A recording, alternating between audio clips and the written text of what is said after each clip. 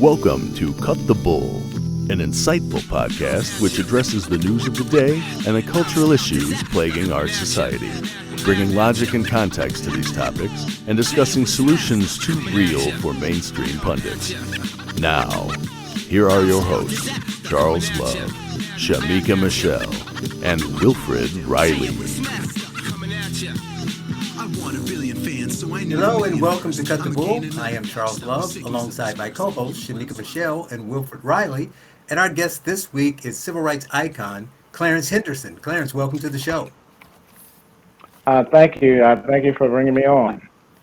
Well, it's good to have you. I think this is going to be a very interesting conversation to kind of bridge the gap between the past and the current. I know some people may not know you by name, but they should know the events that many who do know you for. I think of obviously the civil rights movement took a lot of work and a lot of people, many of them unfortunately unknown. We could never tell everyone's story, but most people kind of know certain iconic moments. So they know King, they know Rosa Parks, and they think of the bus boycotts and Brown versus Board and integration. They think of all the iconic photos of Ruby Bridges and that thing. And then people know about the lunch sit-ins. And the one most popular, the Woolworth sit-in, is one that you are most known for. The four young men who sat at the lunch counter and were treated, as expected in very rude and unfair ways. But there was a point to that. So talk a bit about how that happened and how you ended up being in that position. Well, the sit-in movement started actually February 1st, 1960, and it was four guys that made a decision that they were going to become a part of that. I lived off campus and they lived on campus, so I didn't know anything about it on the first day. And then a guy by the name of Ezel Blair, who I started the first grade with, all the way to A&T, came down to the Bluefield Library at the A&T where the lounge was, and downstairs and told me about what they had done on the first day and asked me if I wanted to get involved. Now, this was all set up because at that time, I grew up in an era time known as Jim Crow, which meant separate but equal. So we could, uh, everything was the same in Woolworth except for two areas. One was downstairs and one was upstairs. Downstairs, you had two water fountains, one saying color and one saying white. And you also had two bathrooms, one saying color and one saying white. And that's where the separation began, separate but equal. And then when you went upstairs, everything was the same except at the lunch counter, where we could order food, had to pay the same price for it, but we could not sit down at the counter and eat. So it was a decision made that we were going to break the barrier and put Jim Crow on trial. And after 176 days, he was found guilty, and we integrated the lunch counter. Wow. Now, I'm sure that Shamika, who knows you, and Will, who knows history really well, can think about both what had been going on at that time and what that must have meant. But you're a college student at the time, and I'm thinking you did this deliberately because you wanted to, as you said, put Jim Crow on trial. But at the same time, I would think at that age, one, that you're going to be met with animosity and at the very least, a lot of, you know, violent acts, possibly some aggressions, some police calls and things of that nature, and it could be worse. And then, you're not thinking that you're going to be some hero or that you are going to single-handedly change everything. So what were you thinking at that young age when he came and asked you, hey, do you want to get involved? You said yes, but was there any apprehension on your part? No, I was prepared for it, and I'll tell you why I was prepared for it. I was born in a little place called Townville, South Carolina, and we moved to Greensboro when I was like 4 or 5 years of age, and we moved into the quote unquote black neighborhood.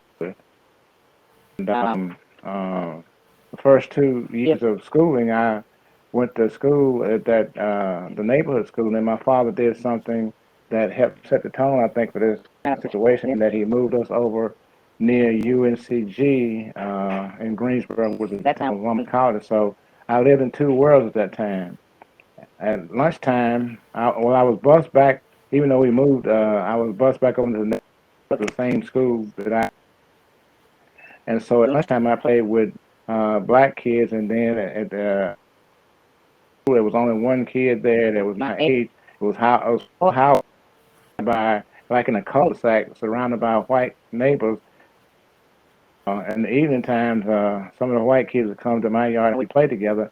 I had built my own basketball goal, whole 9 yards, and they were in my house and their parents didn't know where they were. But that's when I found out that racism, you're indoctrinated, and so all things and going to Woolworth when I was growing up.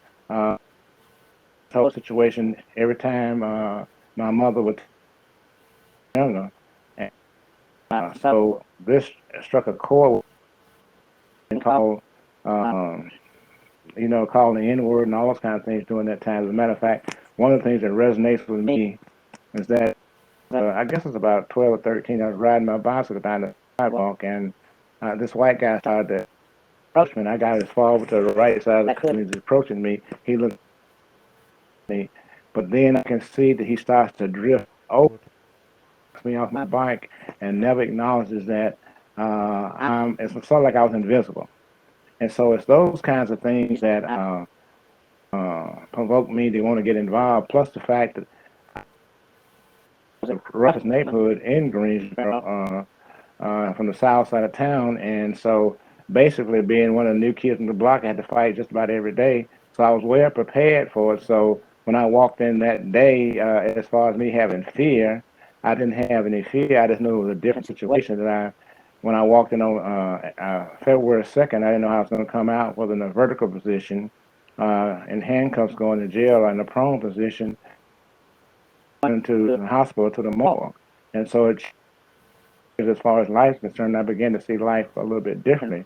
The thing that happened with me is that I have been doing this ever since then, in that I believe in divine intervention. We lived on a farm in South Carolina when I can remember trying to walking through the cotton field with my mother by her side trying to help. But before that, my father was a sharecropper at that time. Became best friend with the guy sharecropping for, who was a white guy. And what he did was something quite unusual. He named me after that guy, and you said something about bridging the gap. That helped set the tone for me, helped bridge the gap from that point forward. And I've been doing that between races, and also with, I think I got, can you still There we hear me? go. Yeah. Yeah, and so all these kinds of things happen, and I still bridge the gap uh, in various other ways besides that, because I understand that our race is a disappearing race, and we don't get that. We're like the Indian on a reservation now. We're on reservations also. It's called Chicago, Detroit, places like that, and we don't understand that that's where they have us at, and that's how they control us. I lived in Harlem in the '60s, and I saw that then, but I didn't recognize what it was. And so all these things still resonate with me to get me to understand that the fight is still there. But unfortunately, a lot of our people don't understand what I'm doing. I see what happened with the civil rights movement. We left too soon. When we integrated the lunch counter, we thought that was the end, but that was the beginning, because we walked away. It's sort of like uh, um, the song "The Gambler." You got to know when to hold 'em. You never count your money when you sit at the table. We counted our money and thought we had done what we were supposed to do, but it was two parts to it. The second part was economic empowerment, and we still haven't crossed that threshold yet. And so now, for me, the new civil rights movement is economic empowerment, and we have to build our own economic power, and we have not done that.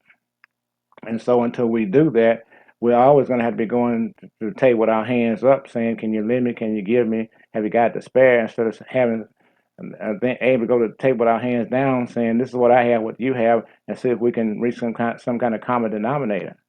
So it's right now we know what physical slavery is, right? But We're right now in mental slavery. We don't understand that we are a free people and we don't have to ask permission. We keep going to another race of people asking for permission when we need to go to the free market capitalistic system. That system doesn't care who owns it. You can actually fail your way to success, but we keep trying to get somebody else to tell us who we are when we already know who we are.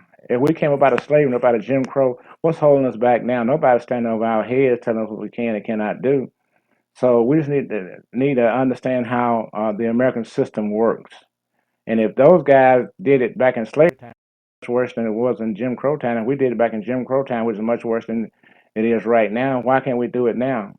They want to tell us that we're victims, we're survivors. I'm not that. I'm an overcomer. And the game of life is just like the game of sports. It's played on the field. Let's get on the field and see who's the best person. Now, if you can win that way, I deal with it. But you can't tell me that I can't win. Don't tell me what I can't do. I might not be able to do as well as you, but I'll get it. I'll figure out how to get it done. And so we need to fix our community and before we try to fix anything else. We've got too many common things that are going on in our community that just don't work.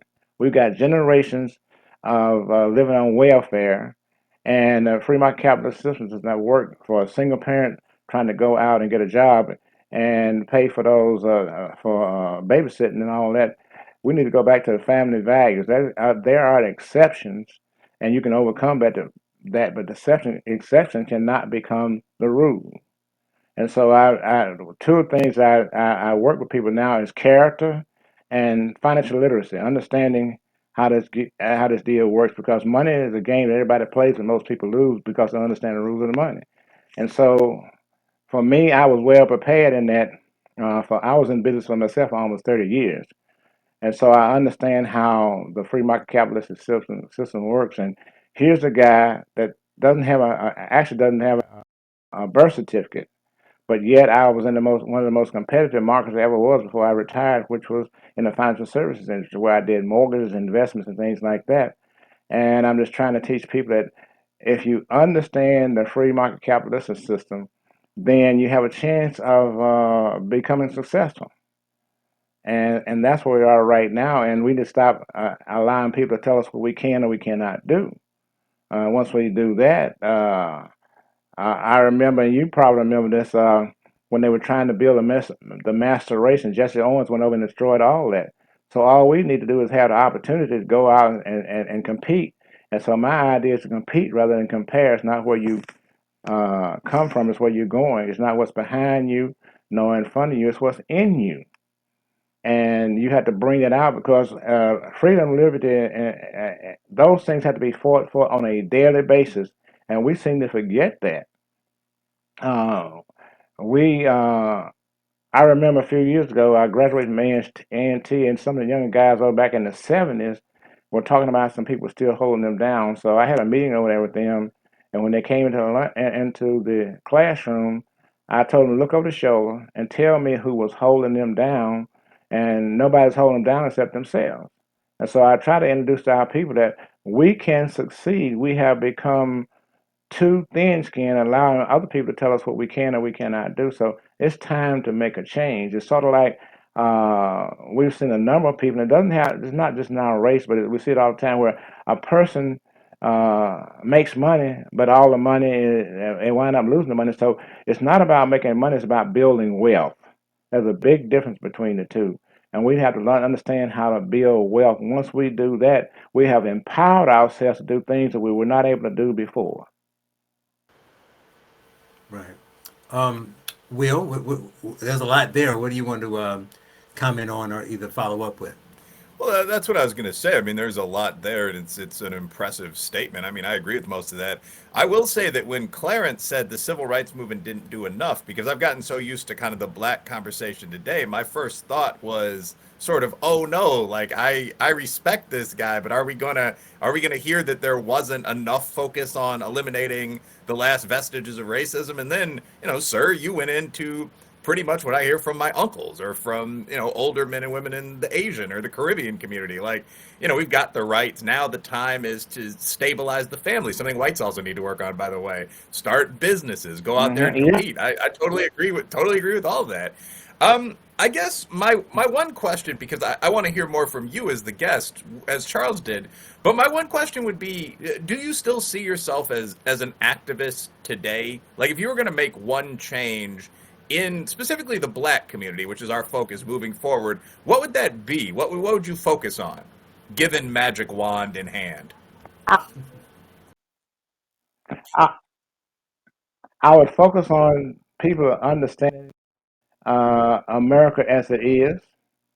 It's much like Booker T. Washington, and I can only do that by telling the story. And when Booker T. Washington started Tuskegee Institute, um, one of the responsibilities for the kids when they came was to help build the building there, the house the students, and also to have places where they could have classrooms where they could do go through the learning process. And he needed bricks, but he didn't have any money to buy bricks, so he said, "I'm going into the brick making business." He failed 3 times, but the fourth time he made that brick so well, other people started coming to him wanting to buy that brick. Booker T's idea was that we need to build our wealth first. And once we build our wealth, then we are able to compete. Because, see, when you look at emotions, emotions don't pay you any money. And see, the thing about it is that we know what the problem is. The question is, what do we do about it? Talking about it is not going to change. Freddie Douglass says, I prayed for 20 years and then I got up on my knees and he went and did something. So it's time for us to do something because we understand what is required. It's just a matter of us doing what's required because, again, with the free market capitalist system, which is a great system, you can actually fail, as I said before, fail your way to success with the light bulb. It took the guy, what, 1,000 times before he made the light bulb, Thomas Edison. So that's a challenge we have now. That's what we did before. We're not doing it now. We're not competing. So when you hear me talking, I'm constantly challenging our people to get up and go do what you're able to do because God will make room for your gifts, but you have to use them. And so that's why I still do what I do right now. As I go around trying to pass the torch of liberty to the coming generation. That's why every time I have a chance to talk to Shamika, who is from a younger generation than me, about things that we've gone through, and I ask her to keep the torch going along with other people because I will not be in the room all the time. So we can. So a lot of things resonate within my mind, and um, when we have in 1960, for example, we had um, 20 million blacks living in this country. Since that time, we've aborted 20 million babies, and so we're no longer a growing race. We're no longer a majority minority, and we're at a critical juncture at this particular point in time. The question is, will we go realize these things have been done to us by design again? You had to play the cards you're dealt until you get another hand. If you don't play those cards, you never get a chance to get another hand. And so that's what I'm constantly doing right now. And that was one of the reasons why I entered into the political system because I understood how much control the political system held in this country. And I started out as a Democrat, and when I found out the difference between the two, that's when I changed over. I remember like it was yesterday. We didn't discuss politics in our house, but one day I was telling my father about the Democratic Party this and the Democratic Party that, and he sat there and looked at me and he said, "Son, you don't know your history. You don't know what the Republican Party has done as far as black folks are concerned." Well, here I'm sitting with my dad. I had great respect for him, but I got a college degree. He's got a third grade education. So it took me 25 years before I went and did the research on that, not realizing who my father was because my father was a self-made man. When he left from South Carolina, he came to Greensboro. He never worked for anybody but himself. He was self-employed. He had the gift of being a mechanic. If you heard it run before he had all his bells and whistles to tell you what was wrong with it. I should see dealerships bring cars to him in Greensboro that their guys with a piece of paper on the wall could not repair, but he could. And so he understood that going into a factory, something like that, he's not going to get paid enough money to take care of himself and his wife and three boys at that time living in the house. So he just decided that he would use that system, the economic quadrant, which you have on the left side, you have an employee and they pay you what they think you were. On the lower end of that quadrant on the left hand side, you have self-employed. That means you can make all the money you can make up by your hand. But if you can transfer over and become a business owner, now you have a chance to have passive income coming in. And you put McDonald's is a prime example that Ray Kroc saw one thing, the McDonald brothers saw something else. He saw McDonald's all over the world. And so he put a system in place that would run McDonald's, and the people that work there work the system. That's why you can have a teenager go in there and actually work at McDonald's, because all they have to do is put the hamburger on the grill and have it cooked 1 minute and 20 seconds. And then the line gets 3 deep, they open another line, so they have a system that everybody that works there subjects themselves to. So we need to understand again how this country works and understand the difference between capitalism, socialism, and communism, and all those kind of things. Because a lot of people are buying into it because they don't know how this country works. And so I become a historic buff in that I understand how we have fought our way up out of some very dire situations like Jim Crow. Slavery, and we have become very successful when we decided to do that. See, I lived through a time where I can remember when I was like 14 or 15 years of age, seeing a picture of Emmett Till, and I've gone through things such as I got drafted in the military and spent 16 months at Fort Rucker, Alabama, when George Wallace was the governor down there. So I've been through enough things through my life to recognize that when I decided to compete, then it changed everything, because I've always loved sports, and there's a time frame that you either win or you either lose. And so it's like that they played all year, all the season, and for basketball, now it comes down to a playoff, and there's going to be one champion. And so that's the game of life. Is that what are we going to do with our life? It's like what they have succeeded in doing is telling us what we cannot do. And that's unfortunate that we have allowed people to tell us that, when history tells us different. But they don't. History is not a requirement in this country no longer. Civics is not a requirement.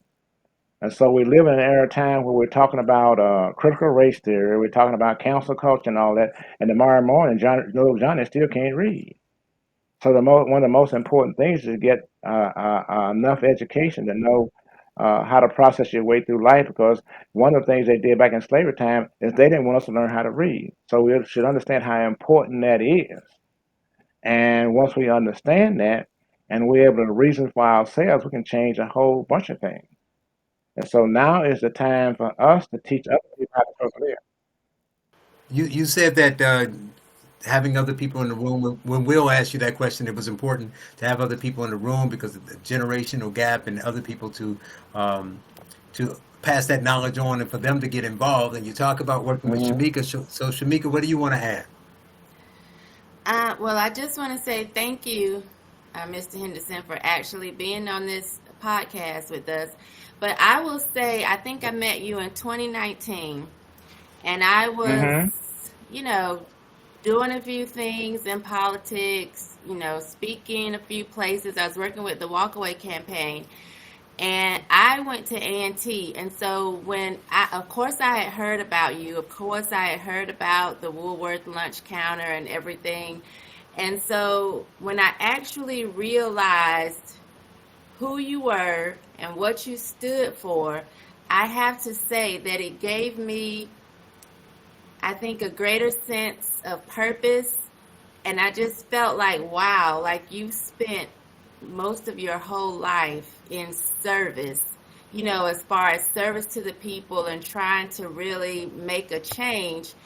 It made me feel like I maybe obligated, but I wanted to be obligated. Like I wanted to do more, just having your example of actually doing something your entire life, fighting for something that you believe in your entire life, and So, like, I'm still trying to figure out exactly where I fit in. One of the things I love to do this podcast. I love to do Fearless with Jason Whitlock. I'm a talker, I guess, although the camera makes me a little nervous. But like, I feel like I Makes me owe nervous this also. to Uh, I feel like I owe this because I'm just like, wow, you've been working for so long, and it made me feel like I was in the right place. Like no one can tell me I'm on the wrong side or that I have wrong thoughts because I have conservative values.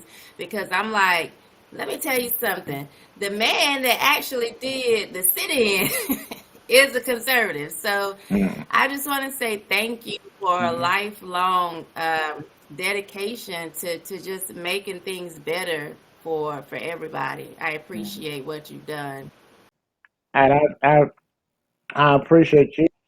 And every opportunity I had to promote you, I've done that because it's not about me. It's about us being in the room.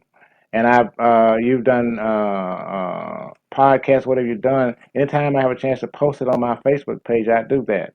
And every chance I get that you come in and what we do on our Monday calls, I'm always trying to find out what you're doing. And I'm so proud of how you have taken advantage of the opportunity to move yourself forward. And that's what we have to do. And so uh, I appreciate getting to know you. And one of the things that really struck me with Shamika was that one of her things that she's most passionate about is, and they call it school choice with parent choice, and she has lived that. So when I hear her talking, she's not talking theory; she's talking about reality of things that she's lived, and that makes a real big difference. Because you remember, and I'll go back to this: critical race theory is a theory. Now, whether it's fact or fiction, uh, then either way, we have to deal with it for what it is. And so, right now, I serve on a chairman of one of the committees of Chief Justice Newby for the state of North Carolina, and it's in reference to the perception of the justice system. And we have to go back to that. Another thing I'll share with you is knowing the difference between when you should participate and when you should not participate. Because in 2020, what started out as a peaceful movement became riots, and we cannot have riots. The Constitution says that we have the right to peacefully assemble, and we changed things doing that way. But we so when we started burning down our own business and doing all kind of things, um, it does not help. And I was talking to a young lady the other day about. I said, now I've lived in two different situations. I've been through peaceful movements and I've been in the middle of riots, and I've been in the middle of martial law. And I told her that we don't want martial law. And this young lady, who works in the system, did not know what martial law was. So how can you, if you know the purpose of the thing, you abuse it? So we have a right to peacefully assemble and bring our views to the court of public opinion, and we need to continue to do that. But we cannot have things where we're destroying what we're trying to do, and that is to build up. I am a citizen of this country, and I have sovereign rights, and I will exercise those rights. Shamika, go ahead. Tamika? I just want to know, is it an insult to you when you hear them, like the Democrats saying Jim Crow 2.0 when they talk about the voting rights? Is that an insult to you considering that you actually lived through that time when you hear them reference things that to me have no comparison to that actual time period? How does that make you feel? Well, where I am is that I don't have thick skin. I'm always looking, strategizing the way to maneuver myself so that my voice can be heard. And so when I hear them talking about things like voters ID, there's no such thing. It's photo ID. And so we have to get more of our people out to vote, but to vote the right way. Vote according to your values. Now, when I look at the Democratic Party, they say one thing, but they do something else. in that what they are doing is that they want to keep us in their camp because we are part of the power that keeps them in force. And so if we had as many if we had more blacks on the Republican side, we could balance this thing out to make sure that the voices are heard. It's very dangerous to have any one group of people just on one side and they just vote one way because somebody tells you that's the way you're supposed to vote. Because it's all about policies. Uh, um, it's all about whether or not they do what they say they're going to do. Now, for example, I became a Republican. The first time I voted that way was in George Bush II. And then the last election we had, well, the election before that, I voted for Donald Trump, and people were all over me for that. But I knew the history of Donald Trump. Whether or not he's a racist is not the issue. It's the policies that he put in place. Because the black community is missing $500 billion that Donald Trump was going to put out in the black community because he was not elected. Then he had prison reform. All these things are being destroyed. Well, we have a guy right now that said that he would destroy that for black folks he would do everything, hang them for everything except for jaywalking. And so we've got to learn how the system works. Once we learn how the system works, then we are known to be able to compete. Do you see kind of piggybacking on that a problem with this because there's a different, like Shamika asked if you are offended by the Jim Crow comments and all that kind of stuff, and I can get that, that's just political play. But beyond that, there's a Hmm. bigger issue. You talked about education a lot and people knowing history and not knowing history. But the bigger issue is not really the politicians, it's that we've allowed for a couple generations, probably at least two, people to not understand how we got where we are, what the government, how the government is run. We don't teach civics. I think you touched on that. Hmm. So now we have a group of people who believe that their existence today in America is worse or equal to or worse than what it was then. So they're arguing from the standpoint of blacks. I just interviewed someone from my radio show who's a Harvard law grad, and he's like us. He gets it. But unfortunately, he talked about his daughter, who he did everything he could to give his daughter and his family all the opportunity in the world. I think now she's going to Ivy League school, and she told him he remembered the date because it struck him so much. She told him a few years ago that that the black existence is oppression. It is nothing else, right? So here we have people with great opportunities, education, chances to make money, all these things. And not only did we do them a disservice by not teaching them how to start a business or how to succeed or how to be successful within the framework of the system, we taught them that the system was against them and that you just simply can't advance in this system without even telling them about the people who were advancing in the system when the system was openly Hmm. against them, talking about people like your father and things of that nature. So Hmm. what does it do? And how do we overcome a whole generation, maybe two, as I said, of people who have college degrees, who are professionals, Hmm. who say that, we can't make it. This country wasn't built for us. We can't do what whites can do. So they are putting these limitations on themselves. So how do we get out of that? Uh, we've got to educate them, and that's one of the things that people at my age have not done, is they have not told the story of where we were versus where we are now. And one of the greatest inspirational stories for me was uh, father. My father was probably the greatest businessman I've ever seen because when he came to Greensboro, one of the things he wanted to do was buy as much land as he possibly could.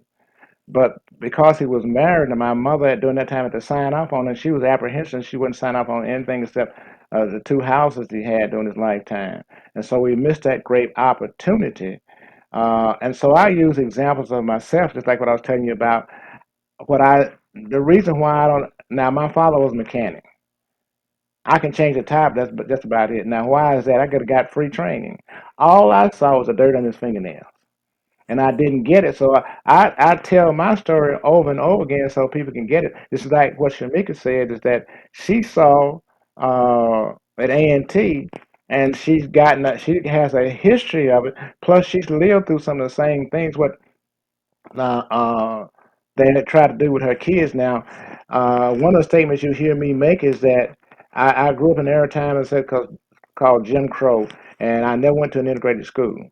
So one of the sayings I've come up with is that for me, first they wouldn't let us in, and now they won't let us out. We have a system, education system that's failing our kids, and but yet we had Attorney General in the United States saying the parents that go and talk to the PTA board, they're terrorists. And see, it's just like when a few years ago I saw when uh, at the library they had drag queens teaching our kids. That wouldn't if I was living doing if my kids was doing that time, they wouldn't have done it to my kids at one time. You're not gonna put them through that. So it's not gonna happen. That's my responsibility. Another thing I say is when they have this transgender thing, I don't have anything against transgenders. They can live the life they want to live, but I made it known to anybody who will listen to my voice. If my wife and I in a public forum, a public place, and a guy and she goes to the bathroom, and somebody looks like me goes in that bathroom behind her, I'm going in there. He's going to come out of there. He's not going to be in there with my wife. This is not going to happen. And so we have to take a stand on certain things and speak what we know is the truth. Tell the truth in love and let it fall on the ground it falls on. We cannot allow our emotions to cause us to lose our common sense. And so for us to think But that Oh, go just ahead, Will. yeah, if I can jump in with a quick question there. So, one of the things that really everyone on the panel has been talking about is kind of the presentation of race relations in society, that quote unquote CRT narrative, things have never been worse, this country is not for us. I mean, now obviously you were around during, I mean, you've mentioned the Jim Crow era. I guess, how would you describe the actual state of, how would you describe actual race relations in America today, good, bad, in between? And is the goal still integration? I mean, as a black businessman, do you think that's still the focus, or do you want to focus on building things in the community? What do you think? well, I want to focus on building things in the community because you cannot legislate a person's heart. A person doesn't like you, they just don't like you. You're going to respect me. I don't need to like, but you will respect me as a human being. And that's what we have to do is stand up for that which we believe in. One of the things we're having right now is that we have become so dependent upon the government. Ronald Reagan said the 9 worst words you can hear is I'm from the government and I'm here to help. And so what we need to understand is that the government is the biggest welfare system in America. They don't make nothing, they don't produce nothing, they live off of taxpayers' money. And so I have the opportunity to be in a lot of places and speak that which is the truth. And so my concern is not about that I have more melanin in my skin than anybody else because God looks from the inside out. We keep looking from the outside in. And I tell people all the time, you don't know what you look like when you look at yourself because you haven't visited yourself on the inside and see where you're coming from until you realize that. Because see, I've had to fight all of my life. It went from physical fight, now it's mental fighting. And as long as we defeat ourselves, and once we use all these excuses, then we're never going to win. And we have to realize we have people in our camp that use race as a bridge for them to make plenty of money. Look at Jesse. Look at Al. And if racism wasn't profitable, then you wouldn't hear so much about it. And so we need to eliminate the race as an excuse. I understand it is there, but what are we going to do about it? It's like it's like sports.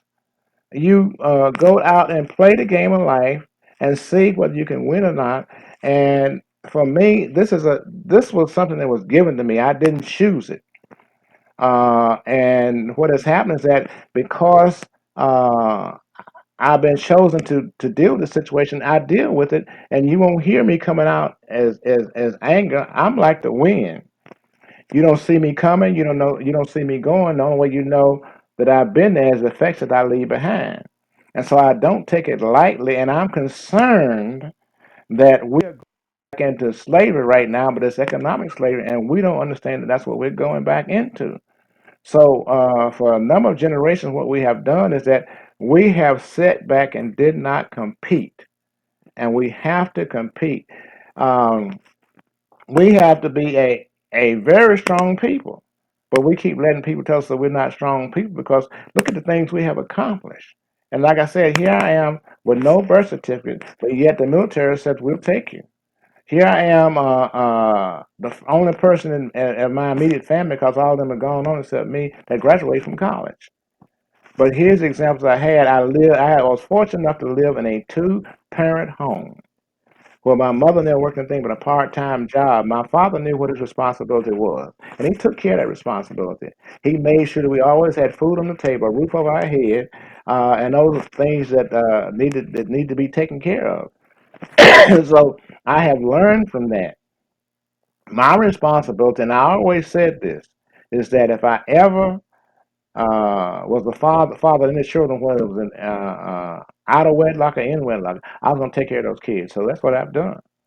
And so the men in our community had to start taking the responsibility, of which the latest person that took it away from us was Lyndon Baines Johnson when he came up with the Great Society and took the black man at the neighborhood. Well, we need to go back in there. It's time out for us to stop having a man having 5, 6, 7, 8, 9 babies, and he's not married to a woman, and he's talking about to take care of him. How are you going to do that?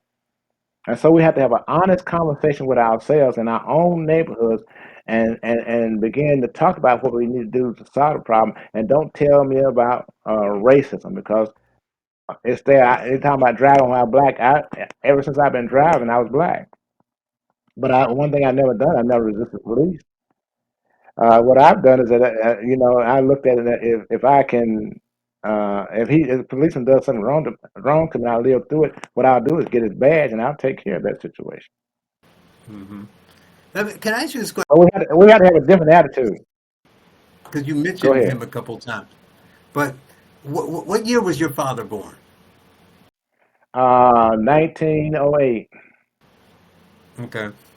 Because it's interesting because when we talk about these generations and you talk about race relations and how they changed and how it is today, people seem to talk about, they're starting to forget about it, but if they do, they talk about your generation. They don't really talk about my generation after you, and they don't talk about the generations between. They talk about slavery, and they talk about the civil rights movement. But Mm-hmm. your father, my father, and those generations lived through more than you did, more than I did. But your father still, he was an entrepreneur. My father worked. He didn't have any issues. He learned how to do everything. He could fix any kind of machine. He was a brick mason and all this kind of thing. And he would talk about, Mm-hmm. when he talked to me, he talked about your opportunities, these things you can do, things you should do, the way you live, being Mm-hmm. respectful, learning things. And I laughed when you talked about him and the dirt on his hands because my father would try to get me to do all these things. I'm like, I don't want to learn how to do that until after the fact. You're like, man, I Mm-hmm. should have listened more. But you're talking about Mm-hmm. people there. People were born before, like my father was drafted in World War II, and you talk about people who were born in the early 1900s. They're all forgotten. Forget. I mean, it's like the fact you're still around and that generation, and no one's listening to you. But no one even talks about what was happening in the 1920s and 30s, and I think even the Black Renaissance has kind of faded a bit. So it's not like there was no black, as you want to say, black excellence or people being successful in spite of what was going on prior to the civil rights movement, right? So now we have again this generation thinking with all this opportunity just laying at their feet, and all they want to focus on is any failures or any gaps or any discrepancies, and they act as if no one Mm-hmm. has ever been able to do it. I mean, they're ignoring the fact that there were the black neighborhoods were more successful and had more businesses in the 40s and 50s than they have today in Mm-hmm. Chicago and DC and Mm-hmm. Philadelphia. What do they think caused that, right? What I mean, that's another thing I guess we should question. But what if you think about the generation before you? Um, I mean, like Will asked you about racism when you were little as to today, but even before as a kid and when you talk to your parents, did they spend their whole day talking about their grandparents are Excuse me. talking about how bad racism was in the 40s and 50s? Well, what happened is that again, my father was not a talker, but what I saw him do, he worked 6 days a week, went to church on Sunday, never heard him curse, didn't drink. So he set an example for me of what a man was supposed to do. He actually, Every haircut I got until I was able to pay my own haircut, he did that so he could cut hair, could do a little bit of everything. And so his thing was that I'm going to make it. I'm going to compete. What we are not doing is that we're not raising warriors anymore like we used to raise warriors. And that is, you need to take care of yourself. And I tell you, I taught both my kids how to drive on a stick shift, so you can drive any car, kind of car it is. The first chance I for them to get a job, then I got them a job. And the whole thing they understood is that one or two things going to happen in my house. Either you're going to be going to school, or you're going to get a job, or you're not going to be here. And that's the true love of teaching a person how to take care of themselves. So now both of my kids are in business for themselves, and they're doing great because they've seen the example of that which I've set, that the best hand you can find is at the end of your own arm. And what is happening is that we are not telling the history of what we have done as a people. And it's by design. It's like right now what they're trying to do is rewrite history. Let history stand for what it is, the good, the bad, and the ugly, and let the people decide. So now we are no longer teaching critical education. We are teaching indoctrination, where we're teaching our kids what to think instead of how to think. And you got to have a sense of if you are a citizen of this country and you don't have the working knowledge of how this country, the history of this country, then you're a citizen in the name only. You have no idea. And when a person goes to the polls to vote, and they decide who to vote for based upon who's standing out in front of the polls, it's too late then. Your life is dependent upon that. So we could be voting to go back into slavery, and we don't recognize that we're voting to go back into slavery. And so we still have the field house mentality, and that simply means that for me, the Black Caucus is the field, and we out here as private citizens of the House and Democratic Party. I just call it like it is. So I have one final question. I'm sure Will and Shamika may have something they want to add, but you talked a lot, especially early on, about the capitalistic system, about capitalism opening a business, your father, yourself. But there's a talking about what society is saying, the fake history and the way they frame things. They're saying that the system, like capitalism, is bad. Like blacks could never achieve. I think Shamika mentioned something that who was it? Was it John Stewart or something that someone said that blacks can never achieve the American dream. It's set up that way, and no matter what you do, you can't achieve it. But we all know examples. Everybody, all the four of us, all know examples. We are examples, but they'll say, "Yeah, you're a fluke." I don't know how many million of black successful stories you need, what that number is before it's no longer a fluke. But what do you do about, I mean, the people who think that the system itself is some living, breathing racist. The system is a Klans member, and he's spending his whole time knocking down your business and stopping your opportunities, and you just can't make it because you talked about how you overcame using the system, and you want to teach people to find the opportunities in the system and move forward. But what do we do when they're stymied by the fact that they think the system itself is against them and capitalism isn't for black people? We have to understand that there's a difference between systemic racism and systemic corruption. There's a whole lot of that going on. And when we begin to understand that and study that system, we're not teaching what it needs to be taught in our educational system, how America works. What, like I said, the economic quadrant. If I go around asking people about the economic quadrant, most people don't understand what that is. And so again, we have to understand in order to prosper in any system of economy, yeah, we have to understand how it works. Now, we're buying into theories, when has communism or socialism worked? It doesn't work. It puts you in a class society, much like the Queen of England is, and if you're not a part of Blue Blood, then you're just a commoner. And see, I can do whatever I choose to do in America up to a point because we have no more excuses. We had a black guy that's been the president. We had a black woman that's been the vice president. We have a black lady that's getting ready to go to the Supreme Court. So how much more does the door need to be open? What is different about them as opposed to us? And so if that success has a formula, and we must follow that formula. and it goes back to understand how money works. Money is a game that everybody plays, but most people lose because they don't understand how it works. And see, the welfare system is an opportunity to give a person a leg up. It should be it's based on a hand up and not a hand out.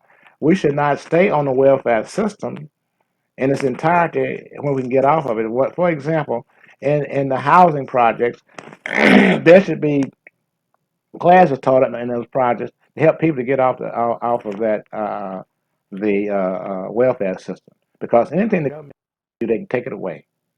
And so, because we don't understand and we have this emotion about emotions don't care about facts, and we got to get beyond that. So I try to be very, very objective, and I calculate everything. I'm not a person to just go out and just spend money just to be spending it. I'm a person that it's not how much money you make; it's how much money you keep. And whereby that my father for ownership of such a thing as having property and all that. The younger generation don't think it's all right to live in somebody's apartment and they're making all the money off of it. When you walk away, you got nothing for it. But you go into the project, you see somebody that's in the project driving a Cadillac or one of the latest cars, and they can't afford it. And so there's certain principles, economic principles we need to understand, and those economic principles will work for everybody. First, you've got to take care of your needs before you can take care of your wants. So when we have our kids out here wearing $150, $200 sneakers, I've never had those kind of sneakers on, even though I can afford it. I don't wear that kind of stuff. And what I wear, I said, what's the name brand there? I said, Clarence Henderson, because I make it what it is. Because if I'm wearing it, it's got to be something going on. That's just my mentality, and we have to go back to that type of mentality. And it's going to take people like us that is bold enough to go back in our neighborhood and say, "Can we have a conversation? Let me just tell you how it is. I understand what you're going through, but what are your goals and ambitions?" I One of the things I try to do all the time is talk to the younger generation as much as possible if they're willing to listen to me. Because one of the great successes I've had is to be able to connect people. I have put so many people in different positions because I've have connections with people that are able to help them out. I do that. What they have taught us to do is that they want to separate us and say, "Well, who's the black leader?" That's not what it is. It's who's the leaders. Uh, uh, who are the leaders? Because you put us in the box when you do that. So I look for leaders. Period. And once we do that, we learn how to compete. Will, Shamika, anything you want to add? Well, last word to Shamika, obviously, but no, for me, more a comment than a question. Yeah, a lot of the stuff that you're talking about, it's again, it's always good to hear people with more years in the game say it. Yeah, the success sequence that your coach taught you in high school, the 1 to 4 points, at least for me, is pretty much accurate. I mean, graduate from high school, get a job, any job, and work it till you get a better job. Don't get convicted of a felony and wait till you're married or at least 25 years old to Hmm. have kids. I mean, Hmm. that's it. Hmm. That's if you do that as a male, you have a 1% chance of being poor. Why don't people focus on that? Maybe because it's so damn simple that it would render a lot of them irrelevant.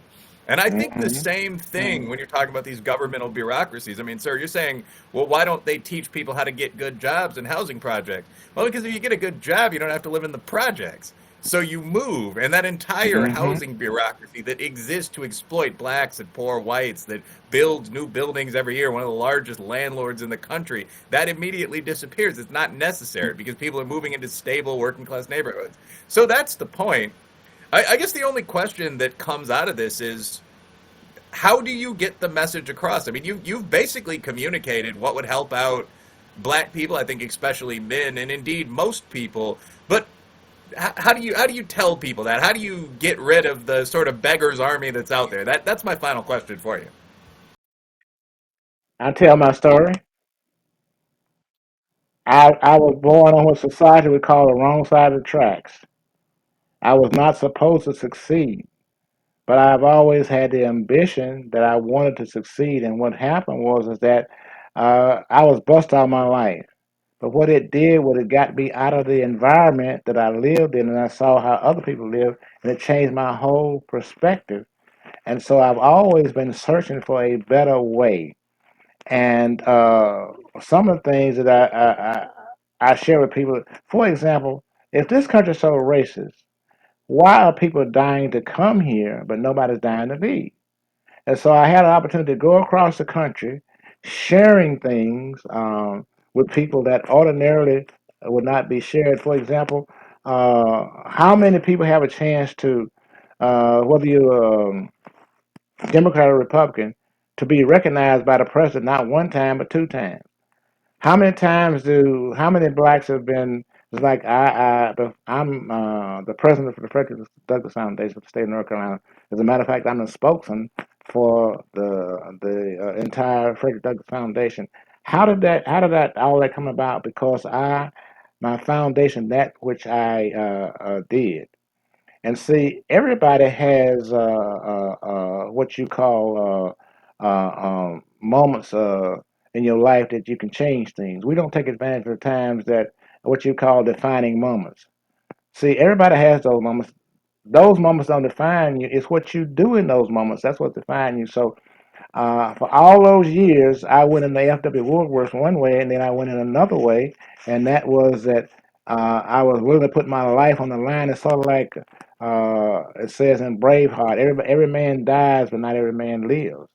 And so, in telling my story, if I could succeed, an average, ordinary guy that does not have any specific talents except courage, then how does that happen? And there are two things working for me right now. One is we're working on the movie has been written of my life. We're now what we're doing now is that we're looking for investors to the willing to invest in that movie, which will it's a unifying movie. The other thing is that I have a book about my life. It will probably be in the next couple of months. These are things that I think will help people to understand that you can overcome whatever your situation is. And so, uh, until you walked in another man's shoes, you don't know what it is.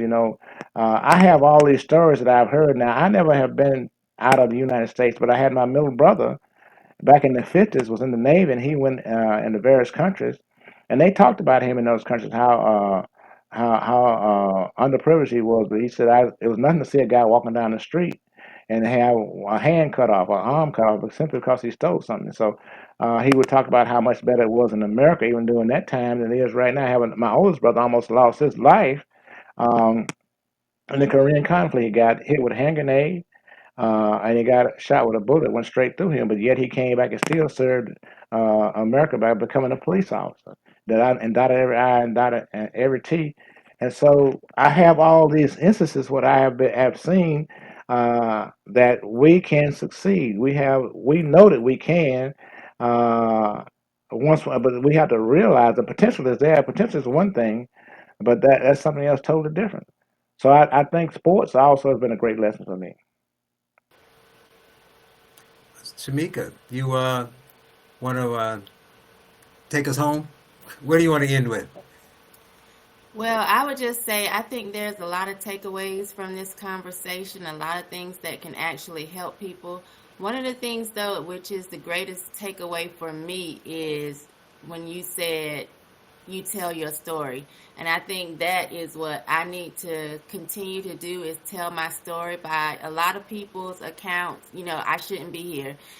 Being born to a 15-year-old girl from rape, a lot of people would have said, Mm. oh, she should have had an abortion. And um, if she had, no one really would have condemned her for it. But she didn't, thankfully. And I'm here. And I actually did something with my life. So I don't have a lot of excuses. And no one would be surprised if I was, on the street corner or living in the projects and didn't have anything because they would say, oh, well, she was born to a 15-year-old girl, didn't have a father in the home, and that's just, what we expect.